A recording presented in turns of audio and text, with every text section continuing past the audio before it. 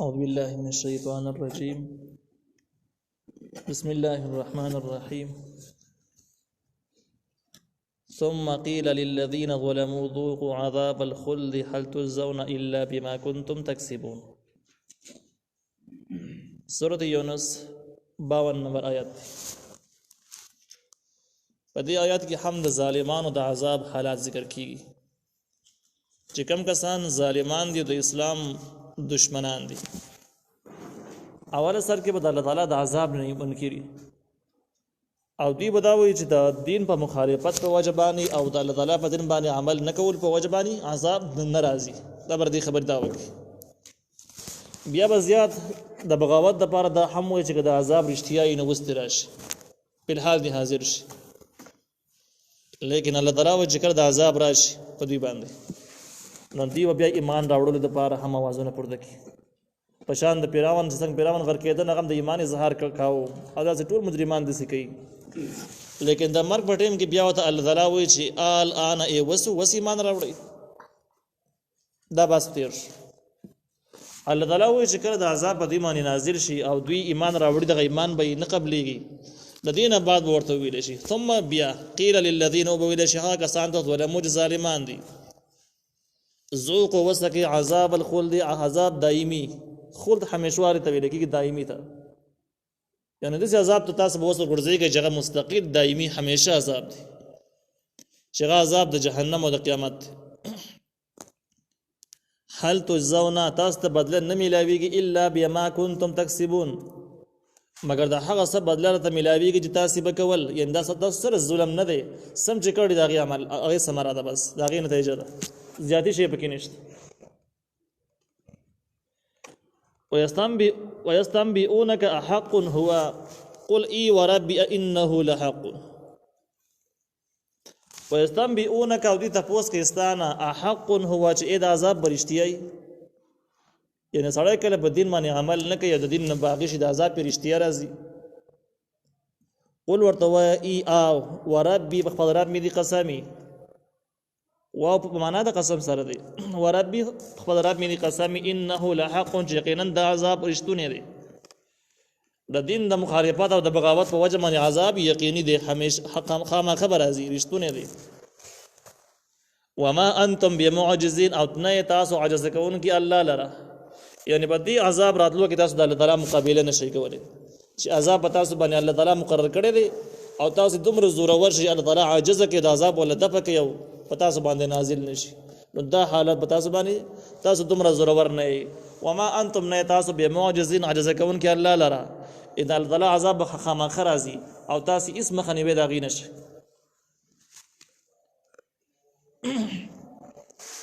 ولو ان لكل نفس ظلمت ما في الارض لافتدت به واسروا الندامه لما راوا العذاب وقضي بينهم بالقسط وهم لا يظلمون. دا د دې د عذاب یو بل کیفیت او یو بل حالات ذکر کیږي. په الحال خدا خلق د دنیا په محبت کې د اسلام دشمنان دي او د معمولی تمو او ارمانونو په وجه باندې د اسلام خلاف یا ټول دین یا اسلام د ځین شاخونو د بغاوت اعلان کړي دي. الله تعالی وی ولو ان لكل نفس ظلمت ما في الارض لافتدت به که چرته کې د هر هغه نفس د پاره ظلمات چې هغه ظلم کړل په خپل ځان باندې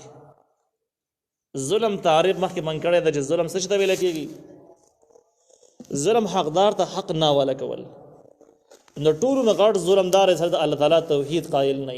توحید الله تعالی واحد لا شریک منل د الله تعالی اولنې حق دی په انسان باندې او چې انسان د دې توحید عقیده قائل نه نو دا ټول نه غټ ظلمدار باقی احکام د الله تعالی نه عمل کول دا په دویمه درجه کې ظلم دی او ردینه بعد د مخلوق حقونه دا په دریمه درجه کې ظلم دی. نو کم کسان چې ظالمان دي ظلم نه مراد ګناه واخله هر هغه نفس ولو ان لكل نفس چرته کې د هر هغه نفس د پاره ظلمات چې ظلم کوي یعنی ګناګار دي شي ورلا ما هغه صافي الارض بزما کې دي یعنی ټول ازمکه چې کوم څه موجود دي دا ټول ارڅ د ملکیت شي او د دولت شي د مجرم دولت شي د قیامت پر ورځ باندې لفتدت به نو دا په پیدا کې ورکی مطلب یې دا دی چې د قیامت عذاب دومره سخت دی، دومره خطرناک دی او دومره هیبتي دی چې په قیامت کې خو خزانې او مالونه دولتونه نشته دی او نه څوک مالک کېدی شي په قیامت کې. لیکن که دا شي هم او دومره مال دولت چاله په لاس باندې ورشي لکه څومره د دنیا چې ډکه واخلي دومره مقدار باندې او یو کس یې مالک دی او دا کس ظالم دی چې کله د قیامت عذاب ویني نو دا بر دې کوشش هم کوي چې د غونډ مال دولت او غونډ سونا په مقدار د دنیا باندې دا هم پیدا کې ورکول ته به جوړ شي چې دا د زمانه واغستل شي او د زماب شي. نو د دینه دا اثر کې دې ته اشاره ده چې مال دولت په مقابله د عذاب کې دا مال ډېر معمولی شی دی، د الله تعالی عذاب ډېر لوی خطرناک شی دی. نو د دنیا مال دولت د پاره د الله تعالی عذاب ته دعوت ورکول او ځان د هغه مستحق ګرځول د ټولو نه لوی بیوقوفي ده او چې بیا دغه مال دومره کم مقدار کې یا ورله بلاس باندې هم ورنشي دا خو ټولو نه زیاته بیوقوفي ده او ردینه غټه بیوقوفي ده چې سړی د بل د دنیا د پاره خپل دین قربان کړي دا ردینه ورخ زیاته بیوقوفي ده. نو دغه د قیامت عذاب د دین د دشمنانو لپاره یقیني دی او دغه عذاب چې کله راشي نو سړی ته چې دومره مال دولت ورسره دنیا مقدار دغه ورکول د به هم جوړي لیکن دا بیا هم قبليږي نه نور زګنه کې براشي جماعت قبل منهم دا به نه قبليږي. اول شته نو بیا چا ملکیت جوړې دی نشي بیا اته کې د خیراتونو زیشته نه هغه د اعمالو زین دی هغه د جزاء زګنه دی لیکن که دا هر څه شي هم نو بیا به الله تعالی نه قبلای وهم لا یظلمون ابدی خلق به هیڅ ظلم نه کیږي یعنی دوی جهنم ته غورځول او دایمي عذاب یخت کول دا ظلم نه دی. ولی ظلم نه دی؟ د دې جرم دومره غټ سنگین جرم د چې دغه صحیح مستحقین دي.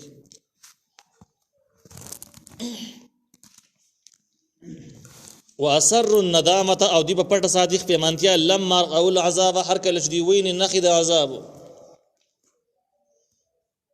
دا څنګه نه دی دا دوی د عذاب او د مجرمانو د عذاب دویم کیفیت دی.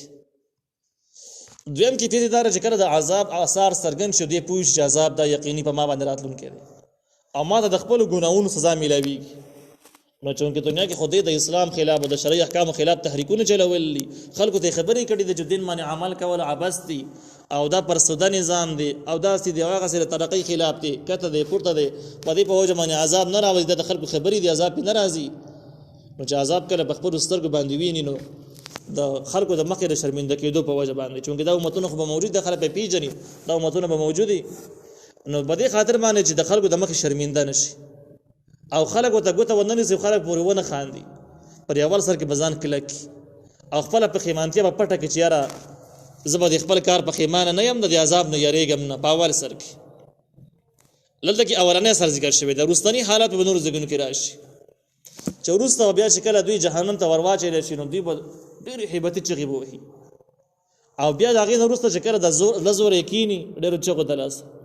نو بیا به صرف خرشیږي خرشارې وکړي دغې نه خو به نور وس بیا نه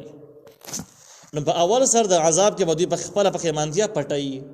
ظاهره به یې داسې کوي چې موږ به د عذاب باندې د عذاب نه یریږو او دا دومره ګران نه دی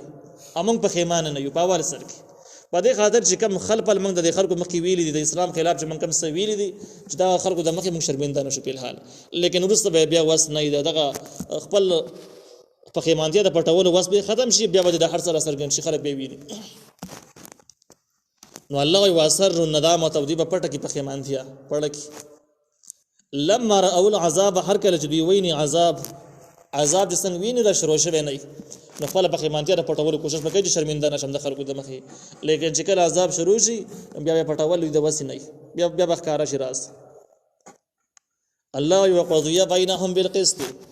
او په صلب وشي په من د دوی کې په انصاف سره د قیامت په صلی مکمل عادلانه دی ته کې ظلم جبر هیڅ شي نشته دسي هم نه کېږي سړی په مجرم ځانو بچ کی دسي نه کېږي او دسي هم نه سړی په مجرم نه الله تعالی به جهنم ته واجب دسي نه کېږي نو دا بيخي د عدالت د انصاف په صلی چې مجرم ته به خپل جرم مطابق سزا ملويږي او کم چې حق پرست خلک دي مظلوم خلک دغه ته خپل مظلومیت حق پرستی پورا بدله ملويږي وهم لا یظلمون په دې خلکو باندې به ظلم نه کېږي. الا خبردار ان لله ما في السماوات والارض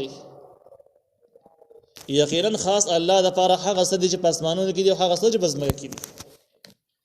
دا هم مضمون د توحید دی چې ځمکه او اسمانونو مالک صرف الله تعالی دی، بل هیڅ څوک پکې شریک نشته. توحید کلمه شو. او د دې سره سره د مخکینی مضمون د لپاره هم دلیل شو. مخکینی مضمون دا دی چې الله تعالی به د دین مخالفین رانیسي، سزا به ورکړي، او د دین خدمتګاران ته به پوره جزا ورکړي، بدله ورکړي د جنت. نو سوال د دې خبرې شو چې الله تعالی دا کار ویلي کوي او دا کار کولی شي کني شي کولی، او دا کوي ویلي دین په سر باندې، دین مخالفت په سر باندې خلک وجه رانیسي. نو دې ځکه کې دا دغه جواب شو چې دا ځکه چې ځمکه او اسمانونه دا ټول د الله تعالی ملکیت دی، د الله تعالی نظام دی، د الله تعالی قانون دی. الله تعالی په دې کې خود مختار دی. نو چې څنګه ځمکه او اسمانونو مالک شو، دنه به د انسانانو مالک خود به خود شو چې د انسانانو مالک دی. شکر د انسانانو مالک دی، د پیریانو مالک دی. نو بیا الله تعالی په دې کې خود مختار حاکم دی چې څنګه غواړي د چا نه څنګه تاسو کې کولی شي. نو مدغه خود مختار کې الله تعالی زمکه یو نظام را لګل، قانون را لګل، او چې څوک په عمل کوي نو هغه ته جنت ورکړي، څوک په عمل نه کوي جهنم ته اچي. دغه لنډ خلاصه شو. نو درد دا رستانی آیت چې کوم دی ان لله ما فی السماوات والارض، هم کلمه توحید شولا، هم د مخکینی مضمون د لپاره تفسیری دلیل شو. الا خبردار ان وعد الله حق، یقین د الله تعالی وعده رښتونی ده. د الله تعالی وعده دار چې د مجرمانو نه به تپوس کیږي، او یوم الجزاء د بدلی ورځ را روانه ده. د الله تعالی وعده ده او دا یقیني ده، رښتونی ده، په دې کې شک نشته.